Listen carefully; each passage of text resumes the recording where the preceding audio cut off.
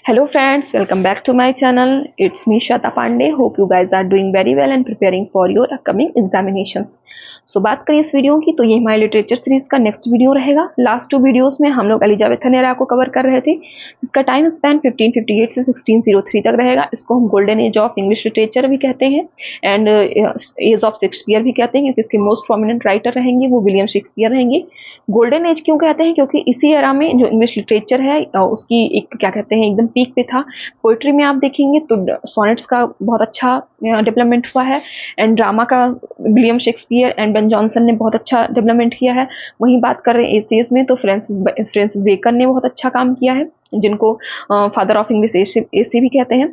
So last video में हम लोग ने स्टार्ट किया था एलिजाबेथन एज की पोइट्री। उसमें जो मोस्ट प्रोमिनेंट पोएट थे एडमंड स्पेंसर, उनको हमने कवर किया था। हमने जाना था कि इनको पोएट भी कहते हैं, जो कि इनको चार्ल्स लैम ने बोला है। एंड इनके 3 मोस्ट इंपॉर्टेंट वर्क्स हमने देखे थे। सबसे पहला रहा था फेरी क्वीन, जो कि लॉन्ग एपिक पोएम है और इसमें इन्होंने अपना मोस्ट इंपॉर्टेंट कंट्रीब्यूशन जो इंग्लिश लिटरेचर में है वो दिया है, वो है स्पेंसरियन स्टैंजा। ओके, सो स्पेंसरियन स्टैंजा जो होता है वो 9 लाइंस का होता है। इसमें जो स्टार्टिंग की 8 लाइंस रहती हैं वो iambic पेंटामीटर में रहती हैं, यानी 5 फीट्स रहती हैं। ये पेंटामीटर, हेक्सामीटर, फीट्स क्या होती हैं इनको हम किसी अलग वीडियो में डिस्कस करेंगे। अभी मैं छोटा समझा देती हूँ। पेंटामीटर यानी 5 बार ठहराव लेंगे आप किसी लाइन में तो उसको हम पेंटामीटर कहेंगे, यानी इसका जो मीटर है वो पेंटामीटर रहेगा। वहीं जो 9th लाइन थी स्पेंसरियन स्टैंजा की वो iambic हेक्सामीटर में रहेगी, यानी इसमें हमें 6 पॉजेस लेने रहेंगे। जैसे मैंने बोला कंप्लेंट, तो कंप्लेंट यानी 2 बार इसमें पॉज लेना पड़ा, तो इसका जो क्या कहते हैं इसमें 2 पॉज रहेंगे। सेम ऐसे रोजालिंड कंप्लेंट्स एक वर्क है, तो रोजालिंड कंप्लेंट्स तो इसमें 4 बार पॉज हमें लेना पड़ा। वर्ड्स में अलग अलग पॉज होता है। फिर इनका सेकंड मोस्ट इंपॉर्टेंट वर्क है वो है एमोरेटी। ये एक सोनेट कलेक्शन है, इसमें 89 सोनेट्स इन्होंने लिखी हैं एंड ये इन्होंने अपनी वाइफ एलिजाबेथ बॉयल को डेडिकेट किया है। देन इनका इंपॉर्टेंट वर्क आएगा shepherd's calendar. It is a collection of 12 poems या इकोलॉजीज, जो कि पेस्टोरल पोएम्स हैं एंड हर जो साल के 12 महीने होते हैं हर महीने को इन्होंने अलग अलग पोएम्स के थ्रू दिखाया है। सो ये हो गए most important poet Elizabethan era के। उसके बाद फिर आते हैं 4 अदर पोएट्स हैं जिनको आज की वीडियो में हम डिस्कस करेंगे।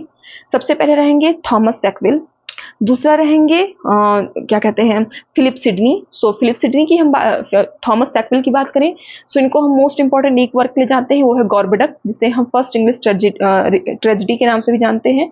ये उन्होंने थॉमस नॉर्टन के साथ मिलकर लिखी हुई थी और इनकी 2 पोएम्स हैं जिसके लिए इनको पोएट्री में पढ़ रहे हैं, जो उन्होंने मिरर ऑफ मजिस्ट्रेट्स में कंट्रीब्यूट किया था। अब क्वेश्चन ये होगा मिरर ऑफ मजिस्ट्रेट्स क्या है? So it was a collection of poetry which was published in Elizabethan era. उसके बाद आते हैं फिलिप सिडनी, इनका सोनेट कलेक्शन रहेगा एस्ट्रोफिल एंड एस्टेला। एंड उसके बाद आएंगे हमारे जॉर्ज चैपमैन, जो अपने इलियड एंड ओडिसी के ट्रांसलेशन के लिए बहुत ही ज़्यादा जाने जाते हैं। इनके कुछ फेमस वर्क्स रहेंगे, जैसे विडोज टीयर्स हो गया, एक मर्थ करके नाम है, मेडे, ऐसे सारे इनके वर्क्स रहेंगे। उसके बाद आएंगे माइकल ड्रेटन, इनका सोनेट कलेक्शन रहता है, इनके सोनेट कलेक्शन का नाम है आइडियाज मिरर। सो ये जो 4 पोएट्स हैं इनके बहुत ज़्यादा वर्क्स तो फेमस नहीं है, बट इसमें सबसे इंपॉर्टेंट रहेंगे Philip Sidney and George Chapman. Chapman अपने ट्रांसलेशन के लिए बहुत ज़्यादा फेमस है, जैसे इन्होंने इलियड जो है वो iambic पेंटामीटर में लिखा है, ओडिसी का ट्रांसलेशन इन्होंने iambic हेक्सामीटर में किया है। सो ये इनके 2 ट्रांसलेशंस एंड फिलिप सिडनी का जो सोनेट कलेक्शन है एस्ट्रोफिल एंड स्टेला, जहाँ पे एस्ट्रोफिल स्टार है, स्टेला उसकी लवर है। इनका रहेगा द सिडनी सैम्स एक वर्क रहेगा, द लेडी ऑफ मे रहेगा एंड ऐसे करके इनके 3-4 वर्क्स हैं जो काफ़ी ज़्यादा इंपॉर्टेंट है, उनको हम वीडियो में आगे डिस्कस करेंगे। एंड माइकल ड्रेटन का आइडियाज मिरर जो सोनेट कलेक्शन है वो काफ़ी ज़्यादा इंपॉर्टेंट रहेगा। सो अब बिना किसी देरी के, बिना किसी फर्दर डिस्टर्बेंस के वीडियो को स्टार्ट करते हैं और इन सारे पोएट्स को हम एक एक लाइन से पढ़ेंगे और मैं बताऊंगी कि इन पोएट्स का कौन सा पार्ट जो रहेगा मेरा मतलब इस वीडियो में वो आपके लिए इंपॉर्टेंट रहेगा, उस पर काम करना रहेगा। और इसके अलावा आपको जो इन पोएट्स से करना रहेगा जितना मैं बताऊंगी, उसके अलावा जो भी मैं वर्क्स बता रही हूँ कि ये वर्क इनका इंपॉर्टेंट है, चाहे जिस भी राइटर को मैं पढ़ा रही हूँ या समझा रही हूँ, सो आप इनके वर्क्स का एक समरी यूट्यूब पर सर्च करके देख लिया करिए। उसके अलावा कुछ मत किया करिए। इनकी लाइफ से रिलेटेड, वर्क से रिलेटेड जितनी भी चीज़ें होती हैं मैं कोशिश करती हूँ कि सब चीज़ें मैं अपने वीडियोस के थ्रू आप लोग को कवर करके समझा सकूं। सो लास्ट में आपको क्या करना रहेगा, जैसे मान लीजिए मैं एडमंड स्पेंसर को पढ़ाया था तो अब उनकी शेफर्ड्स कैलेंडर था, तो आप उसमें जान लीजिए, एक बार कोई वीडियो सर्च करके देख लीजिए कि जो 12 महीनों के उन्होंने अलग अलग पोएम्स लिखी थी उसमें कौन कौन से कैरेक्टर्स थे। ठीक है। और जैसे उन्होंने फेरी क्वीन लिखी तो उन्होंने कोशिश तो की थी कि हम 24 बुक्स में इसको लिखेंगे, बट वो 6 बुक्स ही लिख पाए इसके। तो उन 6 बुक में मैंने बताया कि अलग अलग कैरेक्टर्स के थ्रू अलग अलग वर्च्यूज को उन्होंने डिफाइन किया है। सो आप उसका एक देख सकते हैं, एमोरेटी में आप देख सकते हैं किसके कौन कौन से इंपॉर्टेंट सोनेट्स हैं। सो अब इतना चीज़ समझाने के बाद कि आपको मेरी वीडियोस के इतर क्या करना है, क्योंकि क्वेश्चन बहुत लोग का रहता है। सो ये सारी चीज़ें आपको करनी रहेंगी। अब वीडियो को हम स्टार्ट करते हैं, एक एक राइटर्स को लाइन बाय लाइन पढ़ते हैं। सो फ्रेंड्स अब स्टार्ट करते हैं। तो सबसे पहले हम लोग बात करेंगे थॉमस सैकविल की। सो इनका टाइम पीरियड रहेगा 1536 से 1608 तक, यानी ये एलिजाबेथन एरा में भी रहेंगे एंड जैकोबियन एरा में भी रहेंगे। आप देखेंगे मोस्ट ऑफ दी पोइट्स या राइटर्स जो रहेंगे शेक्सपियर के टाइम के, वो दोनों ही एरा में, मतलब दोनों ही एजेस में, चाहे वो एलिजाबेथ का टाइम रहा हो या जेम्स फर्स्ट का जो टाइम जिसे जैकोबियन एरा कहते हैं, उन दोनों में ही पाए जाएंगे। इवन जो शेक्सपियर की 4 मोस्ट इंपॉर्टेंट वर्क्स हैं, Hamlet, Othello, King Lear and Macbeth, ये चारों ही जैकोबियन एरा में ही पब्लिश होती हैं। बट इनको हम एसोसिएट ज़्यादातर करते हैं एलिजाबेथन एरा से, क्योंकि ज़्यादा से ज़्यादा टाइम उन्होंने अपना क्वीन एलिजाबेथ के टाइम में ही निकाला था। सो बात करते हैं हम थॉमस सैकविल की, जिनकी हम बात कर रहे थे। इनको, ये एक पोएट थे और ड्रामेटिस्ट थे। पोएट के रूप में इन्होंने 2 पोएम्स अपनी पब्लिश की हैं, और ड्रामेटिस्ट के रूप में आप सब लोग इनका नाम जानते होंगे गॉर्बडक के लिए। ये इनको हम बैरन बखर्स्ट ऑफ बखर्स्ट के नाम से भी जानते हैं। ये ऑक्सफोर्ड यूनिवर्सिटी के चांसलर भी रहे हैं। और अब हम बात करते हैं इनके मोस्ट इंपॉर्टेंट या मोस्ट फेमस वर्क की, जो कि रहेगा गॉर्बडक। ये हमारे इंग्लिश लैंग्वेज की पहली ट्रेजेडी है। First tragedy, first revenge tragedy या रेगुलर इंग्लिश ट्रेजिक ड्रामा, ये तीनों ही क्वेश्चन पूछा जाए कि फर्स्ट ये कौन सा था, तो उसका आंसर गॉर्बडक ही रहेगा। ये पब्लिश हुआ था 1561 में। ये इसमें टोटल 5 एक्ट्स थे, जिसमें से स्टार्टिंग के 3 एक्ट्स जो होते हैं वो सैकविल लिखते हैं, और जो लास्ट के 2 एक्ट्स होते हैं वो थॉमस नॉर्टन लिखते हैं। यानी इन दोनों लोगों ने मिलकर गॉर्बडक को लिखा था। और इसके साथ गॉर्बडक के साथ एक फैक्ट और एसोसिएटेड है कि this was the first English play in blank verse. अब आप लोग blank verse and free verse में बहुत ज़्यादा कंफ्यूज होते हैं, ठीक, कि ब्लैंक वर्स क्या होता है एंड फ्री वर्स क्या होता है। तो जब हम क्या कहते हैं वो पढ़ेंगे लिटरेरी टर्म्स पढ़ेंगे, हाँ, तो वहीं पे हम लोग blank words and free words को जानेंगे कि एक में जो मीटर होता है वो फिक्स होता है, और दूसरे में ना मीटर फिक्स होता है ना राइमिंग फिक्स होता है। ये दोनों, यही मेन इनके बीच में डिफरेंस रहेगा। सो ये हम आगे बाद में देखेंगे। सो गॉर्बडक से रिलेटेड चीज़ें हमने देखी हैं कि इसको थॉमस सैकविल और थॉमस नॉर्टन ने मिलकर लिखा था। ये first English play in blank words है। और कोई भी क्वेश्चन आए कि इंग्लिश लैंग्वेज की पहली ट्रेजेडी कौन सी थी, पहली रिवेंज ट्रेजेडी या पहला रेगुलर इंग्लिश ट्रेजिक ड्रामा कौन सा था, तो उसका आंसर गॉर्बडक ही रहेगा। ये 1561 में पब्लिश हुआ था, और इसका दूसरा नाम रहेगा फेरेक्स एंड पोरेक्स। ये क्वेश्चन आ चुका है कि गॉर्बडक का अदर नेम या कह सकते हैं दूसरा नाम क्या था, तो वो रहेगा फेरेक्स एंड पोरेक्स। सो ये हो गई एज ड्रामेटिस्ट इन्होंने थॉमस सैकविल ने क्या क्या काम किए थे। अब बात करते हैं एज अ पोएट इन्होंने क्या किया था। सो इनकी 2 poems, induction and complaint of Henry Duke of Buckingham, ये इनकी 2 पोएम्स थी, जो उस समय पे एक पोइट्री कलेक्शन आया था मिरर ऑफ मजिस्ट्रेट्स, उसमें इनकी ये दोनों पोएम्स पब्लिश हुई थी। सो हमने देखा कि थॉमस सैकविल का टाइम स्पैन क्या रहा है, इनके जो मेजर वर्क्स कौन कौन से रहे। पोएट और ड्रामेटिस्ट थे, तो पोएट के रूप में इनकी कौन सी पोएम्स जो थी फेमस थी, और ड्रामेटिस्ट के रूप में इनका कौन सा वर्क फेमस रहा है। आगे मूव करते हैं। अब हम पहुंचते हैं फिलिप सिडनी के ऊपर। इनका टाइम स्पेन रहेगा 1554 से 1586। और हमने लास्ट वीडियो में जब हम एडमंड स्पेंसर को पढ़ रहे थे, तो वहाँ पे मैंने बताया था कि एडमंड स्पेंसर जो इनके अच्छे दोस्त थे, और उन्होंने फिलिप सिडनी की डेथ के ऊपर एक एलिजी लिखी थी। तो आप लोगों ने अगर वो वीडियो देखा है तो आप बताइए उस एलिजी का नाम क्या था, और अगर नहीं देखा तो जाके आप चैनल पे जाएंगे तो आपको वीडियो रिसेंट में ही मिल जाएगा, आप उसको जाके देख सकते हैं। एडमंड स्पेंसर का वीडियो था।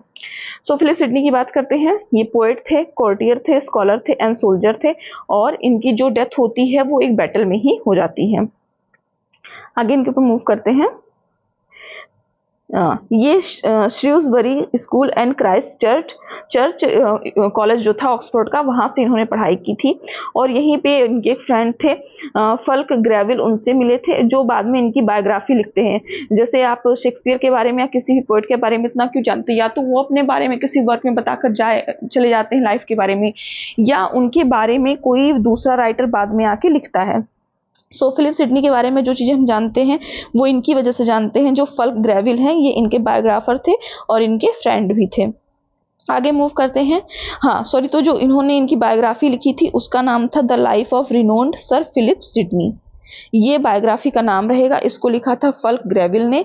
किसके लिए लिखा था? फिलिप सिडनी के लिए लिखा था। उनकी लाइफ के ऊपर उनकी बायोग्राफी लिखी थी। फिर जैसे मैंने बताया कि ये कोर्ट में थे, तो इनको नाइट की उपाधि मिली थी, वो 1584 में मिली थी। और जैसे मैंने बताया कि इनकी जो डेथ थी वो एक बैटल में हुई थी। तो किस बैटल में हुई थी? तो ये बैटल ऑफ जेटफेन रहेगा, जो कि 1586 में होता है, और इसी में फिलिप सिडनी की डेथ हो जाती है। और इनके जितने भी लिटरेरी वर्क्स रहेंगे, जैसे आप ये सोल्जर थे तो इनका most of the time battles में या जो भी बाकी चीज़ें होती थी उसमें निकलता था। सो ये अपने वर्क्स को लिखा करते थे, बट उनको कभी इन्होंने पब्लिश नहीं कराया। इनके जितने भी वर्क्स रहेंगे उसमें मेजर वर्क्स इनकी जो सिस्टर आएंगी बाद में, मैरी सिडनी, वो इनके डेथ के बाद पोस्टह्यूमसली सारे वर्क्स को पब्लिश कराती हैं। अब इनकी हम इंपॉर्टेंट वर्क की बात करते हैं, तो सबसे पहला इनका वर्क रहेगा एन एपोलॉजी फॉर पोइट्री या द डिफेंस ऑफ पोइजी 1595, और इसको एन एपोलॉजी फॉर पोइट्री और द डिफेंस ऑफ पोइजी, इस नाम से, मतलब ये स्पेलिंग चेंज कर करके भी ऐसे लिखते हैं, और इसके ये दो नाम रहेंगे। इनकी स्पेलिंग चेंज करके जब लिखेंगे तो ये नीचे वाले तरीके से हम लिखेंगे। ये भी 1595 में पब्लिश हुआ था, जैसे बताया कि ये 1595 में पब्लिश हुआ था इनकी डेथ के बाद। सो ये एक रिप्लाई था, किसको था? स्टीफन गॉसन को था। स्टीफन गॉसन ने एक वर्क लिखा था द स्कूल ऑफ एब्यूज, और उसमें इन्होंने सिडनी के बारे में बात की थी, इसलिए सिडनी ने उस वर्क का रिप्लाई अपने इस वर्क से दिया। इसको हम one of the first critical essays in English कह सकते हैं, क्योंकि उन्होंने पोएट्री को डिफेंड किया था। जैसे कि आप प्लेटो के बारे में मैंने बताया था क्लासिकल एरा में, उन्होंने कहा था कि पोएट्री या पोएट्स जो होते हैं उनको सोसाइटी में रहने का कोई हक नहीं होता। तो उस चीज़ों को भी इन्होंने डिफेंड किया यहाँ पे कि पोएट्री कितनी ज़रूरी होती है। फिर एक वर्क, आप लोग कंफ्यूज ना हो इसलिए मैंने इसको यहाँ पे एड ऑन किया, ये वाली लाइन लास्ट वाली, कि जो हमारे पीबी शैली आएंगे रोमांटिक एरा में, उनका एक वर्क रहेगा, उसका नाम रहेगा the defence of poetry and apology for poetry और द डिफेंस ऑफ पोएजी। ये वर्क रहेंगे फिलिप सिडनी के। सो इसको आप थोड़ा अपने दिमाग में बैठा के रखिएगा, बाद में आए तो कंफ्यूज नहीं हुए। फिर इनका वर्क आएगा द लेडी ऑफ मे। ये वन एक्ट प्ले रहेगा मास्क। मैंने एक वीडियो में अच्छे से बताया कि मास्क क्या होते हैं, कि जैसे हमारे यहाँ पे जो राजा महाराजा पुराने टाइम में होते थे, वो लोग को अपने दरबार में बुलाते थे, वो लोग तरह तरीके की मतलब रूप वेशभूषा बना के फिर परफॉर्म करते थे। सो यहाँ पे भी ऐसी चीज़ें होती थी कि जो किंग और क्वीन होते थे वो उनके सामने लोग परफॉर्म करने के लिए आते थे, और वो जब परफॉर्मेंस देते थे तो वो रंग बिरंगे तरह तरह के मास्क लगा लेते थे अपने फेस को ढकने के लिए या नए नए गेटअप्स या करेक्टर्स को लेने के लिए। सो उसी मास्क से, MAS के जो मास्क होता है उसी से ये वर्ड मास्क बना हुआ है। Okay, so the lady of May, ये फिलिप सिडनी का एक मास्क रहेगा जिसको एलिजाबेथ फर्स्ट के सामने परफॉर्म किया गया था। अब इनका तो मोस्ट इंपॉर्टेंट एक वर्क रहेगा, वो रहेगा एस्ट्रोफिल एंड स्टेला। ये इनका सोनेट कलेक्शन रहेगा। इसमें इन्होंने टोटल 108 सोनेट्स एंड 11 सॉन्ग्स लिखे हैं। एस्ट्रोफिल का मतलब होता है, एस्ट्रोफिल दो वर्ड से बना हुआ, एक है एस्टर। एस्टर का मतलब होता है स्टार। फिल यानी फिलन का मतलब होता है लव, यानी स्टार लवर, और किसका? स्टेला का जो है वो स्टार लवर। इसका मतलब जो लिटरल मीनिंग रहेगा वो यही रहेगा। स्टेला का मतलब लैटिन में स्टेला का मतलब भी स्टार होता है, यहाँ पे लिखा हुआ है।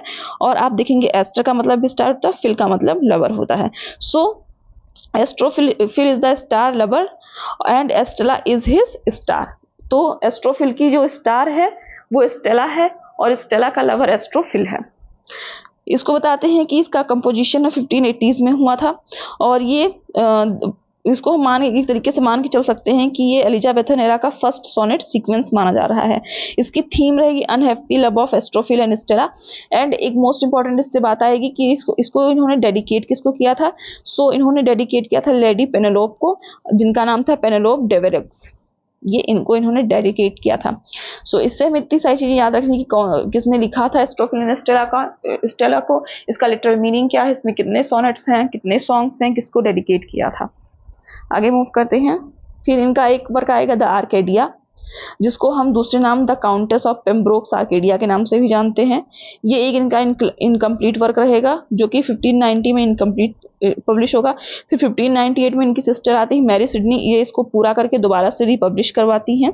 ये इनका फर्स्ट पब्लिश्ड वर्क है आफ्टर डेथ। सो ये एक इम्पॉर्टेंट लाइन इससे यहाँ से रहेगी कि फिलिप सिडनी की डेथ के बाद उनका पहला पब्लिश्ड वर्क कौन सा था, तो रहेगा द आर्केडिया। ये इनकी सिस्टर मैरी सिडनी को डेडिकेटेड था और ये लॉन्ग पेस्टोरल रोमांस है इसका जॉनर। ये पेस्टोरल रोमांस है, यानी इसमें नेचर की बात की गई होगी इस पोम में। आगे मूव करते हैं। सो इनका वर्क आएगा द सिडनी सैम्स। सो इस वर्ड का हम लोग पहले तो देखते हैं प्रोनाउंसिएशन। ओके, सो ये ऐसे लिखा गया है, बट इसमें एल भी साइलेंट है और पी भी साइलेंट रहेगा। इसको हम सैम्स पढ़ेंगे, लाइक डबल ए इस पे रखेंगे और इसको हम सैम्स करके प्रोनाउंस करेंगे। सो इनका एक वर्क आ रहा है द सिडनी सैम्स। इसको भी इन दोनों भाई बहनों ने मिलकर लिखा, मैरी और फिलिप ने, और इसकी कॉपी इन्होंने एलिजाबेथ को दी थी, इससे कोई ज़रूरत नहीं है बस। सो ये हो गई सारी फिलिप सिडनी की बात। इनके इतने इंपॉर्टेंट वर्क्स थे और इनकी लाइफ से जो भी इंपॉर्टेंट फैक्ट थे वो मैंने आपको बताए हैं, वो आपको याद रखने हैं। अब हम अपने थर्ड राइटर पे आज के मूव करते हैं, जो कि रहेंगे जॉर्ज चैपमैन। जॉर्ज चैपमैन से हमें ज़्यादा सबसे इंपॉर्टेंट जानने वाली चीज़ रहेगी कि इन्होंने होमर की इलियड एंड ओडिसी का ट्रांसलेशन किया था। ओके, सो इनके बारे में अब आगे चीज़ पढ़ते हैं कि इनके जो बर्थ हुआ था वो हर्टफोर्डशायर में हुआ था। ये ड्रामेटिस्ट थे, ट्रांसलेटर तो पता ही है, और पोएट भी थे। इनको क्या कहते हैं, विलियम मिंटो एक आएंगे, क्रिटिक आएंगे विलियम मिंटो। वो इनको शेक्सपियर का राइवल मानते हैं कि शेक्सपियर से इनकी दुश्मनी रही या वर्क के थ्रू राइवलरी रही इनकी। इनको हम finisher of Marlowe's Hero and Leander के नाम से जानते हैं। मार्लो की पोएम है Hero and Leander. Although Marlowe को हम उनके प्लेस के लिए या ड्रामा के लिए जानते हैं, बट उनकी कुछ पोएम्स, जैसे शेक्सपियर को हम लोग उनकी ट्रेजेडीज, कॉमेडीज यानी ड्रामा के लिए जानते हैं, बट उन्होंने कुछ सोनेट्स और पोएम्स भी अच्छी लिखी हैं, उनको हम आगे चल के देखेंगे। सो ये हो गई इनके बारे में बात। आप इसको देख लीजिएगा कि इनके लाइफ से रिलेटेड या बेसिक इंट्रोडक्शन से रिलेटेड क्या क्या चीज़ें आपको जाननी चाहिए। हाँ, एक इनका दिखा रहे हैं, work shows influence of stoicism. So ये जो वर्ड है, ये बीपीएससी टीआरई 3 में जो 6 to 8 वाला जिसमें मेरा पेपर हुआ था मार्च में, उसमें ये वर्ड आया था। सो स्टोइक का मतलब एक वर्ड होता है स्टोइक, उससे मिलकर बना है स्टोइसिज्म। तो स्टोइक उन लोगों को कहा जाता है जो दर्द से, पेन से एकदम परे होते हैं, मतलब लाइफ में कुछ भी हो जाए पर उन्हें दर्द का एहसास नहीं होगा, वो मेंटली या कह सकते हैं साइकोलॉजिकली इतने ज्यादा मजबूत रहते हैं। सो उनको हम स्टोइक कहते हैं। आगे मूव करते हैं। सो इनके ट्रांसलेशन जैसे ट्रांसलेटर के रूप में जाने जाते हैं, तो सबसे पहले आता है इलियड, फिर आएगा ओडिसी, और इनका जो क्या कहते हैं प्रोसोडिक मीटर रहेगा वो आप अच्छे से याद रखिएगा। इलियड रहेगा हेप्टामीटर, ओडिसी रहेगा पेंटामीटर में। फिर इनका एक ट्रांसलेशन आता है बेत्राकोमाइमाशिया, इसको मैं प्रोनाउंस नहीं कर पा रही हूँ, आप इसको जब मतलब कर लीजिएगा। सो इसका अलग क्या कहते हैं, एक अदर नेम या कह सकते हैं आप ट्रांसलेटेड नाम आएगा इसका, वो रहेगा बैटल ऑफ फ्रॉग्स एंड माइस। ये कॉमिक एपिक है और ये पैरोडी ऑफ इलियड है। पैरोडी का मतलब आप समझ सकते हैं, रुकिए मैं पैरोडी का मतलब आपको समझा दूं क्या होता है, यहाँ पे बता दी हूँ। सो पैरोडी जब आप आगे चल के पढ़ेंगे तो ये आएगा इमिटेशन में, कि किसी वर्क का हम ऐसा इमिटेशन करें जो उसकी रेंज को तो ना मैच कर पाए, बट किसी ना किसी तरीके से हम उस वर्क की स्टोरी या जो क्या थीम, उन सब चीज़ों को क्या कहते हैं कॉपी करें, बट उसकी जो एसेंस हो उसको हम कॉपी ना कर पाए। सो उसी चीज को मान लीजिए नकल, हाँ नकल कह सकते हैं। पैरोडी को हम एक सिंपल वर्ड में कहेंगे नकल, कि आपने नकल तो की बट वो सेम चीज बना नहीं पाए। सो इनका जो चैपमैन का ये वाला वर्क रहेगा, ये इलियड की इन्होंने कॉपी तो, पैरोडी तो की, बट वैसा बना नहीं पाए। अब यहाँ पे जो इसका अदर नाम है, मतलब इंग्लिश में ट्रांसलेटेड नाम है बैटल ऑफ फ्रॉग्स एंड माइस, ठीक है। तो इसमें जो MYO वर्ड है ये माइस को रिप्रेजेंट करता है, और BATRA बत्रा ये फ्रॉक्स को रिप्रेजेंट करता है। सो जब आप पढ़ेंगे फोबिया या कहीं भी पढ़ेंगे, जैसे मैंने पढ़ा था फोबिया ऑफ फ्रॉक्स यानी मेढकों का डर, तो उसको हम बत्रा को फोबिया, मैं इसको पढ़ती थी जैसे ये बत्रा को, फिर आएगा फोबिया, ठीक। सो ये वर्ड जो होता है इसका मतलब होता है फियर ऑफ फ्रॉग्स, और फिर आएगा एक मायोफोबिया, ठीक है। मायोफोबिया का मतलब होता है फियर ऑफ माउस। सो ये दो वर्ड्स हैं जिनको आप यहाँ से याद कर सकते हैं, और इसी से इन दोनों वर्ड्स को मिला के इसका जो इंग्लिश ट्रांसलेशन बनेगा वो ये बनेगा बैटल ऑफ फ्रॉग्स एंड माइस। ये एक इनका कॉमिक एपिक रहेगा, और ये मैंने बताया कि इलियड की पैरोडी रहेगी, पैरोडी माने नकल। फिर इनका एक ट्रांसलेशन आएगा एपिग्राम्स का। बस इनकी ये 4 आपको मेजर ट्रांसलेशंस याद रखने रहेंगे। अब इनके कुछ वर्क्स की बात करते हैं। तो इनका फर्स्ट या अर्लीस्ट पब्लिश वर्क रहेगा द शैडो ऑफ नाइट, ये एक फिलोसफिकल पोएम रहेगी जो इनका सबसे सबसे अर्ली या सबसे पहला कह सकते हैं आप क्या कहते हैं पब्लिश्ड वर्क रहेगा जॉर्ज चैपमैन का। आगे मूव करते हैं नेक्स्ट स्लाइड पे। नेक्स्ट स्लाइड ये दोबारा मुझे लगता कॉपी हो गया सेम, हाँ। फिर इनका एक वर्क इनका आएगा ईस्टवर्ड हो। इसको इन्होंने बेन जॉनसन और जॉन मार्स्टन के साथ लिखा है, जिसके कारण इनको जेम्स फर्स्ट जो होते हैं वो जेल में डलवा देते हैं, क्योंकि उसमें इन्होंने शायद से चर्च की या जो जैसे जेम्स फर्स्ट होते हैं तो एक कैथोलिज्म को मानते हैं, कैथोलिक होते हैं, और शायद उसके ऊपर इन्होंने सटायर किया था इन तीनों लोगों ने मिलकर, इसलिए इन तीनों लोग को ही जेम्स फर्स्ट जो होता है, इस ईस्टवर्ड हो जो वर्क होता है इसको लिखने के लिए, पब्लिश करवाने के लिए जेल में डलवा देते हैं। अब इनकी दो क्या कहते हैं ट्रेजेडीज हैं, तीन ट्रेजेडीज हैं। पहली आएगी द बस्सी डी एम्बोइस, ये 1607 में पब्लिश हुई थी। फिर दूसरा आएगा the conspiracy and tragedies of Charles Duke of Byron, ये सेकंड ट्रेजेडी है। थर्ड रहेगा सीजर एंड पॉमी। सो ये तीन ट्रेजेडिक वर्क रहेंगे ट्रेजिक वर्क रहेंगे जो जॉर्ज चैपमैन से रिलेटेड रहेंगे। आगे मूव करते हैं, ये इनकी कॉमेडीज की लिस्ट है। The blind beggar of Alexandria, an humorous day mirth, mirth का मतलब होता है खुशी, उत्साह, मजा, okay. All fools, monsieur D'Olive, the gentleman usher, May day, अभी हमने पढ़ा था द लेडी ऑफ मे, वो रहेगा फिलिप सिडनी का। मे डे रहेगा, ये जॉर्ज चैपमैन का रहेगा। द विडोज टीयर्स, एंड ये ह्यूमरस डे मर्थ के बारे में एक फैक्ट यहाँ पे दिया गया है, was one of the first plays to be written in the style of humorous comedy which Ben, इसके बाद कट गया मुझे लगता है, जिसको बेन जॉनसन इंट्रोड्यूस करते हैं। सो आपने एक जब टाइप ऑफ कॉमेडीज आप पढ़ेंगे तो उसमें एक टाइप ऑफ कॉमेडीज का पढ़ेंगे, वो रहेगा, एक सेकेंड इसको मैं इरेज कर दूं और कहाँ पे समझाऊं, यहाँ समझाती हूँ। सो जब आप कॉमेडी टाइप्स ऑफ कॉमेडी पढ़ेंगे तो वहाँ पे आप पढ़ेंगे comedy of humours. Comedy of humours पढ़ेंगे, इसको किसने इंट्रोड्यूस किया था? बेन जॉनसन ने, जिनको हम आगे भी जब ड्रामेटिस्ट पढ़ेंगे वहाँ पे पढ़ेंगे कि बेन जॉनसन ने इसको इंट्रोड्यूस किया। बेन जॉनसन ने 4 तरीके की ह्यूमर्स बताए थे। ह्यूमर्स यानी इंसान के अंदर से हम लोग वो सुनते नहीं हैं क्या, कफ, वात, पित्त, ये तीन तरीके की हम लोग प्रकृति पढ़ते हैं आयुर्वेद में कि इंसान के अंदर होती है। सो इन्होंने 4 तरीके की, इसी तरीके से 4 तरीके की ह्यूमर्स बताया। एक बताया सैंग्विन, एक बताया मेलनकोलिक, एक हुआ कॉलरिक, एक हुआ फ्लेगमेटिक। और इन्हीं चारों ह्यूमर्स के आधार पे उन्होंने बताया कि जिस इंसान या जिस मनुष्य में ये सारे ह्यूमर्स होंगे उनकी क्वालिटीज क्या होंगी, एंड उन्हीं के अकॉर्डिंग उन्होंने कॉमेडी का अपना आगे करके जो क्लासिफिकेशन था वो भी बताया है। सो इसको हम बाद में पढ़ेंगे। बाकी ये जॉर्ज चैपमैन की जो कॉमेडीज हैं उनकी लिस्ट है, आप इसको इन वर्क्स को मतलब नाम को अच्छे से याद रखिएगा कि ये जॉर्ज चैपमैन से रिलेटेड है। अब मूव करते हैं आज के हमारे लास्ट राइटर पे, जो कि लास्ट पोएट पे, एलिजाबेथ हेनेरा के, जो रहेंगे माइकल ड्रेटन। इनका टाइम स्पेन रहेगा 1563 से 1631। इनका जो बर्थ हुआ था वो हार्टशिल इंग्लैंड में हुआ था।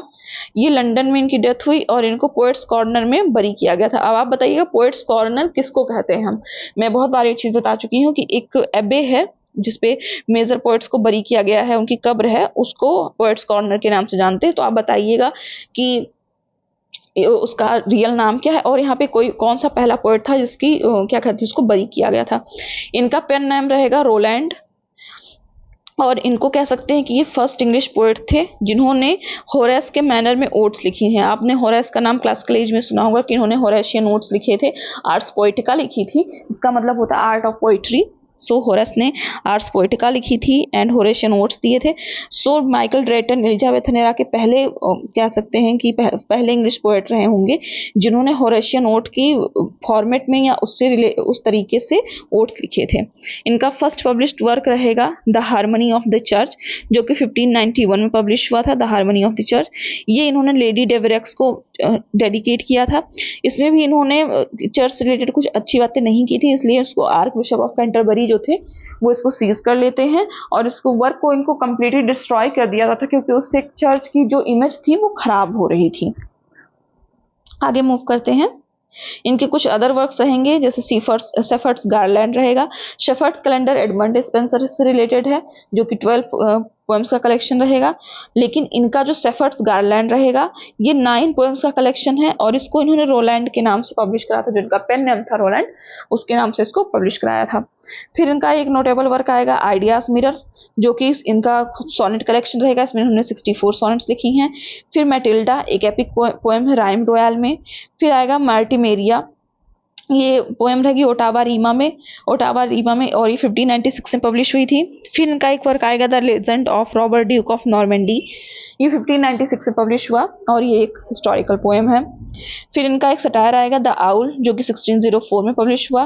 फिर इनका एक वर्क आएगा a map of his miracles, ये इनके अदर जो छोटे मोटे वर्क्स हैं या जिनसे क्वेश्चन आ सकते हैं उनकी लिस्ट है, आप इस लिस्ट को आराम से देख लीजिएगा। और जो भी सारे ये पूरी पीपीटी है मैं इसको अपने टेलीग्राम पे शेयर करूंगी। ओके, टेलीग्राम का लिंक आपको डिस्क्रिप्शन में मिलेगा, आप डायरेक्ट वहां से जाकर इसको डाउनलोड कर ले और जब आपका मन करे तो आप वहां से इसको रिवीजन करें।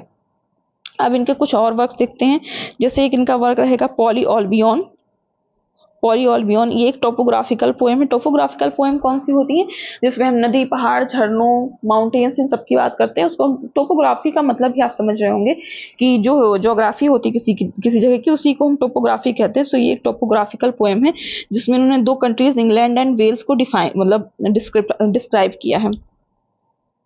इसको उन्होंने लिखा है 1563 1631 के बीच में। ये गलत हो गया क्योंकि पब्लिश तो 1612 में हुआ, तो कैसे कह सकते हैं कि ये 31 तक चला था। And reprinted with second part in 1622। ये प्रिंस हेनरी को डेडिकेट किया गया। देन बाद में जब 1622 में आया तो प्रिंस चार्ल्स को डेडिकेट किया गया।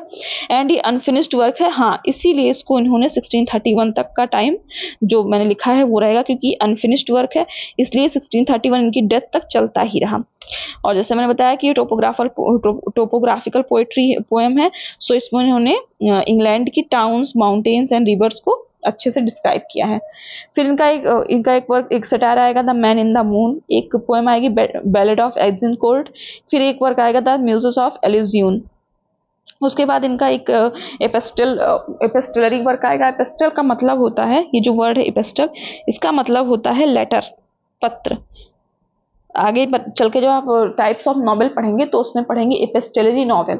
एपिस्टलरी नॉवेल जो होती हैं वो फॉर्म्स ऑफ लेटर के रूप में न्यूज़पेपर में वीकली या मंथली थोड़े थोड़े लेटर्स या आर्टिकल के रूप में छपती थी पहले टाइम में, और फिर लोग उसको पढ़ते रहते थे। ऐसा हम लोग के टाइम में भी होता था कि अखबार वगैरह में कोई कहानी की सीरीज चलाते थे और हर वीक उसमें उसकी कहानी को थोड़ा थोड़ा आगे बढ़ाते रहते थे। सो ये हो गए माइकल ड्रेटन और उनके सारे वर्क्स। अब हम देखते हैं कि हाँ खत्म हो गया। अब देखते हैं इसमें क्या क्या पढ़ना रहेगा। सो मैंने आपको जब सारे राइटर्स पढ़ा दिए हैं तब मैंने बताया थॉमस सैकविल में इनके वर्क्स को अच्छे से देखना है। जितने भी राइटर बताए इनके वर्क्स को मेजर रखना है। इनकी लाइफ से इतने क्वेश्चंस नहीं आते हैं, बस आपको इनके वर्क्स को अच्छे से याद रखना है।